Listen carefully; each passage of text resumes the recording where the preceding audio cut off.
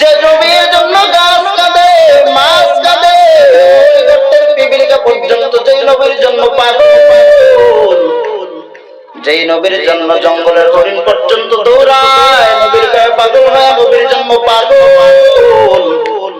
কিন্তু ওই মক্কার বেদিন বেঈমান আমার নবীর গলার মধ্যে গামছা লাগায়া মক্কার গলিতে গলিতে টানা হেঁচড়া করেছে, নবীর রাস্তার মধ্যে কাটা দিয়ে রাখতো ওই বেদিন আর বেঈমান।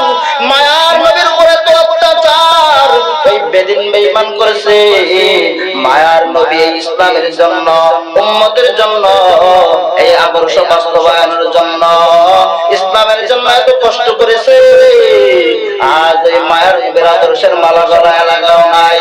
এরে উম্মতের দল, কেমন মায়ার নবীর আদর্শ জানো? মায়ার নবী তায়েফের ময়দানে দ্বীনের দাওয়াত দিতে যায়। দ্বীনের দাওয়াত দিতে তায়েফের ময়দানে যাওয়ার পর ওই তায়েফের বেদিন বেঈমান বলে, মুহাম্মদ পাগল, যদি মুহাম্মদ আমাদের এই অঞ্চলে ঢোকে মুহাম্মদকে পাথর মেরে মেরে তাড়ায় দিবা। মায়ার নবী দ্বীনের দাওয়াতের জন্য তায়েফের ময়দানে যায়, আর ওই তায়েফের বেদিন বেঈমান নবীকে পাথর মেরে মেরে রক্তাক্ত করেছে। আল্লাহ সহ্য করতে পারে নাই।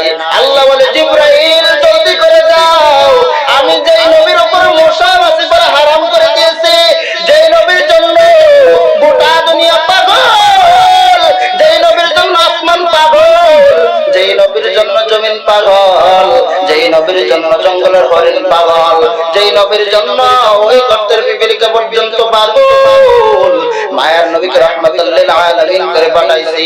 আমার নবীর উপর আমি মশা মাছি করা হারাম করে দিয়েছি, কিন্তু এই তায়েফের বেদিন বেঈমান আমার নবীকে পাথর মেরে মেরে রক্তাক্ত করেছে, সহ্য করা যায় না। ও জিবরাইল যাও, জলদি করে যাও, নবীর থেকে অনুমতি নাও, নবীর থেকে অনুমতি নিয়া গোটা তায়েফের জমিনটাকে উল্টায় ধ্বংস করে দাও।